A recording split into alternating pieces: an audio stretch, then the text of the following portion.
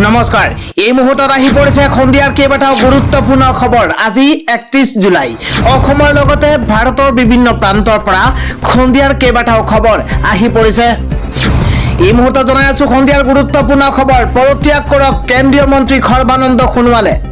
কেন্দ্ৰীয় চৰকাৰৰ পৰা ওলাই আহি উজনিৰ বানাক্ৰান্তৰ কাষলৈ যাওক। লাজ চৰম নাইকিয়াৰ দৰে কেৱল নিৰ্বাচনৰ সময়তহে ভোট বিচাৰিবলৈ আহে। অসমৰ মানুহৰ বিপদৰ সময়ত তোমালোকে নাই। ফৰ এনেই প্ৰধানমন্ত্ৰী নৰেন্দ্ৰ মোদী কেৱল নিৰ্বাচনৰ সময়তহে অসম ভ্ৰমণ কৰে। কেন্দ্ৰৰ বিৰুদ্ধে ক্ষোভ বুজাইছে এইদৰে নেমচুৰ নেতা বদৰুল ইছলামে। অসমৰ বান প্ৰতিৰোধৰ দায়িত্ব ৰাজ্য চৰকাৰৰহে, কেন্দ্ৰীয় চৰকাৰৰ নহয়। অসমৰ বান প্ৰতিৰোধৰ দায়িত্ব ৰাজ্য চৰকাৰৰহে, কেন্দ্ৰীয় চৰকাৰৰ নহয়। ডাঙৰ মন্তব্য কৰিছে ৰাজ্যিক জলশক্তি মন্ত্ৰী ৰাজভূষণ চৌধুৰীৰ। এটা গুৰুত্বপূৰ্ণ খবৰ। লোকসভাত ফাদিল হৈছে বিস্ফোৰক তথ্য। অসমৰ বান আৰু গৰাখহনীয়াক দায়খৰা মন্তব্য দিছে কেন্দ্ৰই। অসমৰ বান আৰু গৰাখহনীয়াক লৈ দায়খৰা মন্তব্য কেন্দ্ৰৰ। অসমৰ বান আৰু গৰাখহনীয়াৰ দায়িত্ব নলয় কেন্দ্ৰীয় চৰকাৰে। বান আৰু গৰাখহনীয়া প্ৰতিৰোধৰ দায়িত্ব কেৱল ৰাজ্য চৰকাৰৰহে। কেন্দ্ৰই কেৱল কাৰিকৰী সহায় বিশেষ অনুদানহে প্ৰদান কৰিব। বান ব্যৱস্থাপনাৰ নামত বিগত 5 বছৰত কেন্দ্ৰই দিছে 342.63 কোটিৰ সাহায্য। অসমৰ বানক লৈ দায়খৰা মন্তব্য জলশক্তি মন্ত্ৰী ৰাজভূষণ চৌধুৰীৰ। সাংসদ ৰকিবুল হুছেইনে সোধা প্ৰশ্নৰ উত্তৰত এই মন্তব্য মন্ত্ৰীগৰাকীৰ। পৰৱৰ্তী খবৰটো হৈছে প্ৰধানমন্ত্ৰী নৰেন্দ্ৰ মোদীৰ ওপৰত বিশ্বাস ৰাখক। অসমক কেতিয়াও বিপদত পৰিব নিদিয়ে প্ৰধানমন্ত্ৰী নৰেন্দ্ৰ মোদীয়ে। এটা গুৰুত্বপূৰ্ণ খবৰ। অসমলৈ কেতিয়া আহিব প্ৰধানমন্ত্ৰী নৰেন্দ্ৰ মোদী? প্ৰথমবাৰলৈ মুখ খুলিলে মুখ্যমন্ত্ৰী হিমন্ত বিশ্ব শৰ্মাই। এটা গুৰুত্বপূৰ্ণ খবৰ।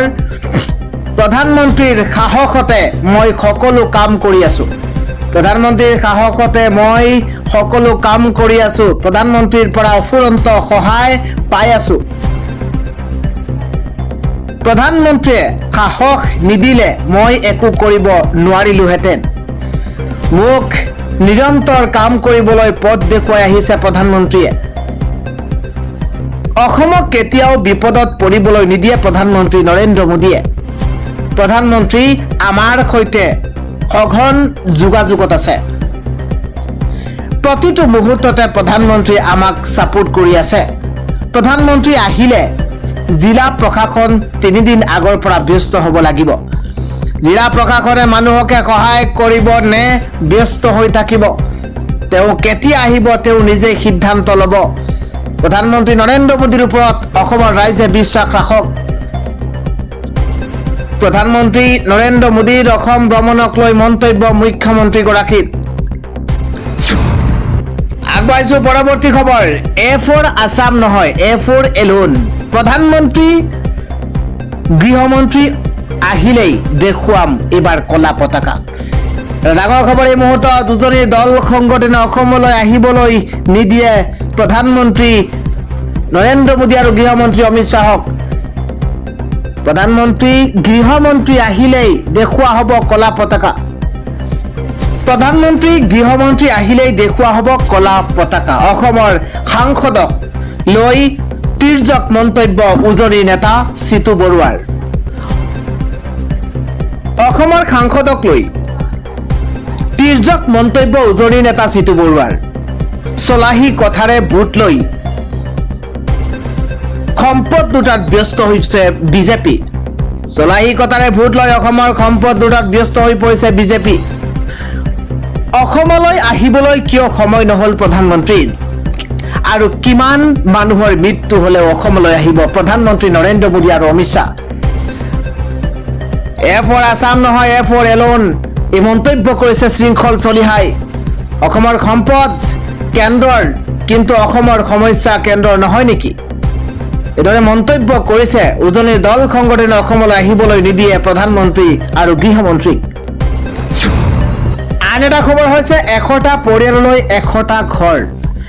বন্যাত্মক লৈ বৃহৎ পৰিকল্পনা কণ্ঠশিল্পী দীপলিনা ডেকাৰ। এই মুহূৰ্তত এটা গুৰুত্বপূৰ্ণ খবৰ, 100টা পৰিয়ালৰ বাবে 100টা ঘৰ নিৰ্মাণ কৰা হ'ব। বন্যাত্মক সকাহ দিবলৈ জনপ্ৰিয় কণ্ঠশিল্পী দীপলিনা ডেকাৰ বৃহৎ পৰিকল্পনা। বন্যাত্মক সকাহ দিবলৈ জনপ্ৰিয় কণ্ঠশিল্পী দীপলিনা ডেকাৰ বৃহৎ পৰিকল্পনা। সামাজিক মাধ্যমত বিশেষ ভিডিঅ' শ্বেয়াৰ কৰিছে দীপলিনা ডেকাই। আমি 100টা ঘৰ নিৰ্মাণৰ পৰিকল্পনা কৰিছোঁ। বন্যাত্মক এতিয়া আটাইতকৈ প্ৰয়োজন এখন ঘৰৰ। এই পৰিকল্পনা আমি অকলে কেতিয়াও সম্পূৰ্ণ কৰিব নোৱাৰো। আমাক লাগিব ৰাইজৰ সহায় সহযোগিতা। আমি ইতিমধ্যে 6টা ঘৰ নিৰ্মাণ কৰিব পৰাকৈ সাজু হৈছো। এতিয়াও বাকী 94টা ঘৰ আমাক সহায় কৰক। বন্যাত্মৰ বাবে ঘৰ ক'ত কেনেকৈ নিৰ্মাণ কৰিম সকলো দেখুৱাম। সামাজিক মাধ্যমত সকলো আমি শ্বেয়াৰ কৰি থাকিম। আমি বন্যাত্মৰ হেৰুৱাখিনি ঘূৰাই দিব নোৱাৰো, কিন্তু আমি তেওঁলোকক এখন ঘৰ নিৰ্মাণ কৰাৰ চেষ্টা কৰিব পাৰো। এই মন্তব্য কৰিছে দীপলিনা ডেকাই। জনাইছো পৰৱৰ্তী খবৰ, বানাক্ৰান্তৰ কাষত এইবাৰ ONGC। বানত ক্ষতিগ্ৰস্ত শিৱসাগৰ চৰাইদেউ জিলাৰ শিক্ষানুষ্ঠান নিৰ্মাণ কৰিব ONGCয়ে। এটা গুৰুত্বপূৰ্ণ খবৰ, বান বিধ্বস্ত শিৱসাগৰ চৰাইদেউ জিলাৰ শিক্ষানুষ্ঠান নিৰ্মাণ কৰিব ONGCয়ে। এটা গুৰুত্বপূৰ্ণ খবৰ এই মুহূৰ্তত জনাইছো, শিৱসাগৰ চৰাইদেউৰ শৈক্ষিক পৰিৱেশ ঘূৰাই আনিব ONGCয়ে। দল সংগঠনৰ দাবীৰ মাজতে আনুষ্ঠানিক ঘোষণা ONGCৰ। মুখ্যমন্ত্ৰী হিমন্ত বিশ্ব শৰ্মাক সাক্ষাৎ কৰি ONGCৰ এই বৃহৎ ঘোষণা। ৰাজ্য চৰকাৰক সম্পূৰ্ণৰূপে সহযোগিতা আগবঢ়াব ONGCয়ে। প্ৰলয়নকাৰী বানত বিধ্বস্ত হাজাৰ হাজাৰ শিক্ষানুষ্ঠান আৰু প্ৰলয়নকাৰী বানে ধ্বংস কৰি পেলোৱা শিক্ষানুষ্ঠান নিৰ্মাণ কৰিব ONGCয়ে। এতিয়া বহু বিদ্যালয় বানৰ কবলত। প্ৰতিখন বিদ্যালয় পুনৰ নিৰ্মাণৰ প্ৰতিশ্ৰুতি দিছে ONGCয়ে। ইতিমধ্যে বানাক্ৰান্তকো সহায়ৰ হাত আগবঢ়াইছে ONGCয়ে। ONGCয়ে বানাক্ৰান্তক যোগান ধৰিছে খাদ্য সামগ্ৰী, ঔষধ। অনাগত সময়তো বন্যাত্মৰ কাষত থকাৰ প্ৰতিশ্ৰুতি প্ৰদান ONGCৰ। ইফালে বানাক্ৰান্তক ৰক্ষা কৰিবলৈ আল্লাহৰ ওচৰত দোৱা কান্দি কান্দি মছজিদত দোৱা আবেদন জনাইছে। এইদৰেই বানাক্ৰান্তৰ বাবে মছজিদত উজনিৰ বানাক্ৰান্তৰ বাবে দোৱা কৰা হৈছে। হে মহান আল্লাহ, উজনিৰ বানাক্ৰান্তক ইমানতে ৰক্ষা কৰা। এইদৰে দোৱা প্ৰাৰ্থনা জনাইছে মুছলমানে। উজনিৰ বানক লৈ মছজিদত কান্দি কান্দি শ শ মুছলমানৰ দোৱা। আজি শুক্ৰবাৰ আৰু জুমাৰ নামাজৰ পাছতে এইদৰে দোৱা আদায় কৰা হৈছে। উজনিৰ বানক লৈ মছজিদত কান্দি কান্দি শ শ মুছলমানৰ দোৱা। আল্লাহ তাআলাৰ ওচৰত বিশেষ মুনাজাত ইছলাম ধৰ্মাৱলম্বী লোকসকলৰ। সুন্নাত ৱাল জামাতত মুখ্য উপদেষ্টাৰ উপস্থিতিত দোৱা আয়োজন কৰা হৈছে। হাইলাকান্দিত মছজিদত কান্দি কান্দি এইদৰে দোৱা কৰিছে। উজনিৰ যি বান পৰিস্থিতি, শেহতীয়া বান পৰিস্থিতিৰ প্ৰতি সেইসকল লোকক আল্লাহে কিদৰে ৰক্ষা কৰিব তাক লৈ এতিয়া দোৱা প্ৰাৰ্থনা কৰা হৈছে। দেশ জাতি আৰু শান্তি কল্যাণ কামনাৰে আল্লাহক দোৱা কৰা হৈছে। উজনিৰ বানাক্ৰান্তক ৰক্ষা কৰিবলৈ আল্লাহৰ ওচৰত দোৱা প্ৰাৰ্থনা জনাইছে। জনাই আছো পৰৱৰ্তী খবৰ, উজনিৰ বান পৰিদৰ্শন কৰিবলৈ প্ৰধানমন্ত্ৰীয়ে নৰেন্দ্ৰ মোদী আহিবই লাগিব। এইবাৰ প্ৰধানমন্ত্ৰীলৈ চিঠি এইবাৰ সত্ৰাধিকাৰৰ। এটা ব্ৰেকিং নিউজ, প্ৰধানমন্ত্ৰী নৰেন্দ্ৰ মোদীলৈ হাতজোৰ কৰি কাতৰ আহ্বান জনাইছে সত্ৰাধিকাৰে। প্ৰধানমন্ত্ৰী নৰেন্দ্ৰ মোদীলৈ হাতজোৰ কৰি কাতৰ আহ্বান সত্ৰাধিকাৰৰ। উজনিৰ বান পৰিদৰ্শন কৰিবলৈ প্ৰধানমন্ত্ৰী নৰেন্দ্ৰ মোদী আহিবই লাগিব। প্ৰধানমন্ত্ৰীলৈ চিঠি মাজুলীৰ সত্ৰাধিকাৰৰ। এটা ডাঙৰ খবৰ এই মুহূৰ্তত জনাইছো। ভোগপুৰ সত্ৰৰ সত্ৰাধিকাৰ শ্ৰী শ্ৰী দত্তদেৱ গোস্বামীৰ পত্ৰ প্ৰেৰণ। উজনিৰ এই মহাপ্ৰলয় পৰিদৰ্শন কৰক প্ৰধানমন্ত্ৰী নৰেন্দ্ৰ মোদীয়ে। লাখ লাখ বানাক্ৰান্তক সকাহ দিবলৈ এবাৰ আহক প্ৰধানমন্ত্ৰী নৰেন্দ্ৰ মোদী। অসমৰ এই বিপদৰ সময়ছোৱাৰ লগত থাকক প্ৰধানমন্ত্ৰী নৰেন্দ্ৰ মোদী, এইদৰে আহ্বান জনাইছে প্ৰধানমন্ত্ৰী নৰেন্দ্ৰ মোদী। বানাক্ৰান্তৰ কাষ চাপিলে বন্যাতকৈ কিছু সকাহ পাব। প্ৰধানমন্ত্ৰী নৰেন্দ্ৰ মোদীলৈ হাতজোৰ কৰি কাতৰ আহ্বান জনাইছে সত্ৰাধিকাৰে। জনাইছো পৰৱৰ্তী খবৰ। মানুহেই মানুহৰ বাবে এবাৰ 5 লাখ টকাৰ বান সাহায্য লৈ উজনিলৈ ৰাওনা জয়নগৰ মাদ্ৰাছা। এটা ব্ৰেকিং নিউজ। 5 লাখ টকাৰ বান সাহায্য লৈ উজনিলৈ জয়নগৰ মাদ্ৰাছাৰ সহায়ৰ হাত। এইবাৰ 1 টকা 2 টকা নহয়, 5 লাখ টকাৰ সাহায্য জয়নগৰ মাদ্ৰাছাৰ। উত্তৰ পূব ভাৰতৰ সৰ্ববৃহৎ ইছলামিক শিক্ষা প্ৰতিষ্ঠান জয়নগৰ মাদ্ৰাছাৰ এক প্ৰশংসনীয় পদক্ষেপ। বন্যাতলৈ সহায়ৰ হাত জামিয়া অসম দাৰুল হদীছ জয়নগৰ মাদ্ৰাছাৰ। মাদ্ৰাছা কৰ্তৃপক্ষ আৰু ছাত্ৰসকলৰ 5 লাখ টকাৰ সাহায্য প্ৰদান। অত্যাৱশ্যকীয় সামগ্ৰী, শিশু খাদ্য, কাপোৰ, ফেনাইল, ডেটল, আঁঠুৱা বিতৰণ কৰিছে। দুখ দুৰ্দশা নিৰ্মূলৰ বাবে আল্লাহৰ ওচৰত দোৱাও কৰিছে। এটা ডাঙৰ খবৰ। 5 লাখ টকাৰ বান সাহায্যলৈ উজনিলৈ জয়নগৰ মাদ্ৰাছা।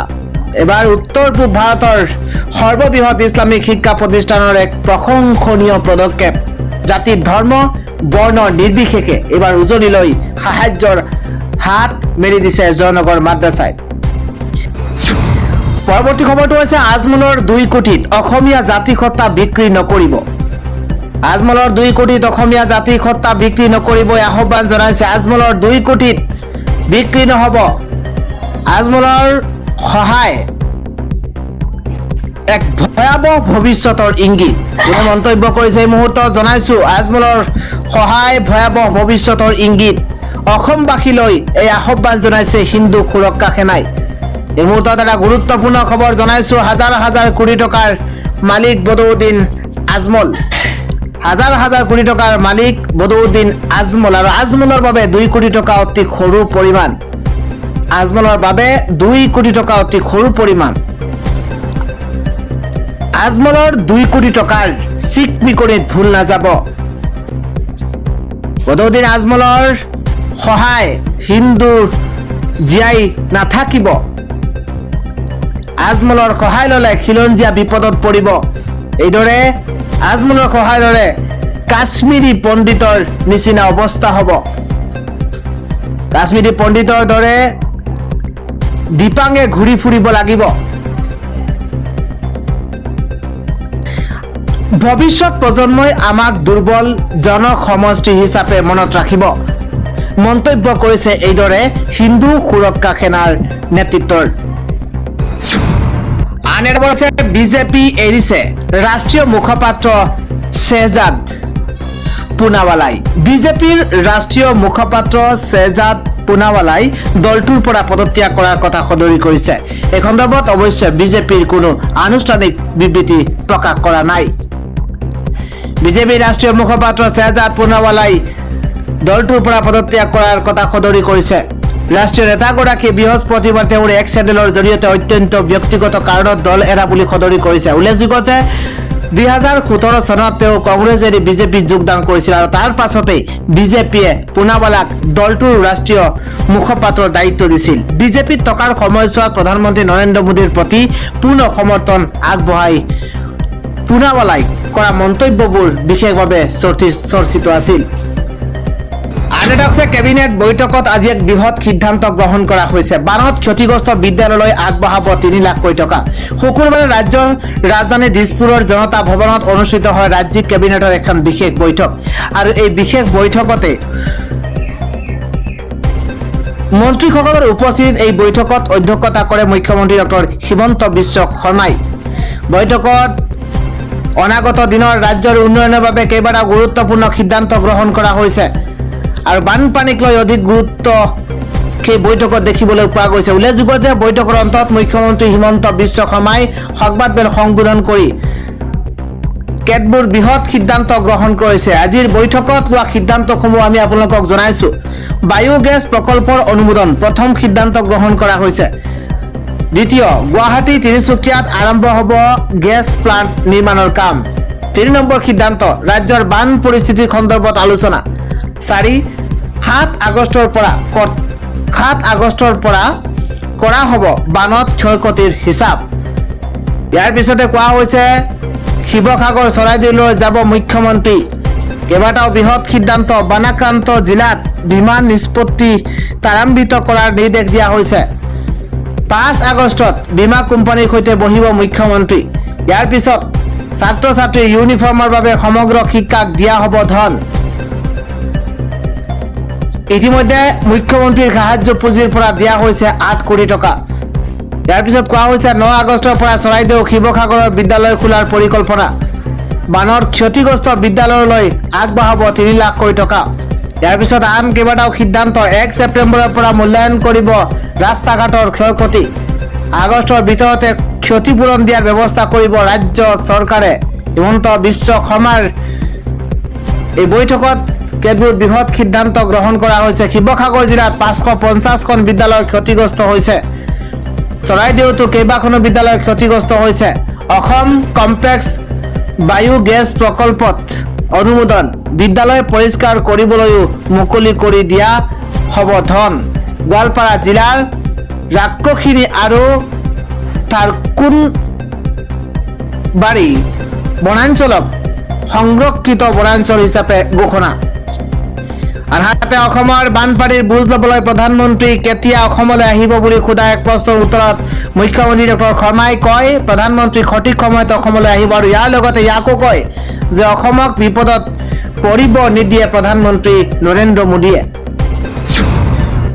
পৰৱৰ্তী খবৰটো হৈছে পাকিস্তানৰ কয়লাখনিত ভয়ংকৰ বিস্ফোৰণ, কমেও 32 গৰাকীৰ মৃত্যু, মাটিৰ তলত আবদ্ধ হৈ আছে বহুগৰাকী শ্ৰমিক। এটা দুখবৰ এই মুহূৰ্ত জনাইছো। দক্ষিণ পশ্চিম পাকিস্তানৰ বেলুচিস্তান প্ৰদেশৰ ৰাজধানী কুৱেটাৰ উপকণ্ঠ অঞ্চলত কয়লাখনন সংঘটিত হৈছে আৰু এক ভয়ংকৰ বিস্ফোৰণ। বৃহস্পতিবাৰে এই মৰ্মান্তিক ঘটনাত 32 গৰাকী শ্ৰমিকৰ মৃত্যু হোৱাৰ খবৰ পোহৰলৈ আহিছে আৰু খনিটোৰ গভীৰ অন্ধকাৰত এতিয়াও আবদ্ধ হৈ আছে কমেও 10 গৰাকীকৈ শ্ৰমিক। জনাইছো পৰৱৰ্তী খবৰ। যি বিজেপিৰ মিত্ৰ সিয়েই ৰামঘাটী আৰু মহাপাপী। ৰাম মন্দিৰৰ চান্দা চুৰিৰ অভিযোগ সন্দৰ্ভত সমাজবাদী পাৰ্টিৰ সাংসদসকলক ব্যতিক্ৰমী প্ৰতিবাদৰ ভিডিঅ' শ্বেয়াৰ কৰি এই মন্তব্য কৰিছে অখিলেশ যাদৱে। জনাইছো 5 আগষ্টত ইঞ্চুৰেঞ্চ কোম্পানীৰ সৈতে বাৰ্তালাপ কৰিব মুখ্যমন্ত্ৰী হিমন্ত বিশ্ব শৰ্মাই। বানত বাহন ক্ষতিগ্ৰস্ত হোৱা বানাক্ৰান্তক ইঞ্চুৰেঞ্চ প্ৰদানত গাফিলতি কৰিব নোৱাৰিব ইঞ্চুৰেঞ্চ কৰ্তৃপক্ষই। লগে লগে ইঞ্চুৰেঞ্চ ক্লেইম নিষ্পত্তি কৰিব লাগিব কোম্পানীসমূহে, মন্তব্য কৰিছে মুখ্যমন্ত্ৰী হিমন্ত বিশ্ব শৰ্মাই।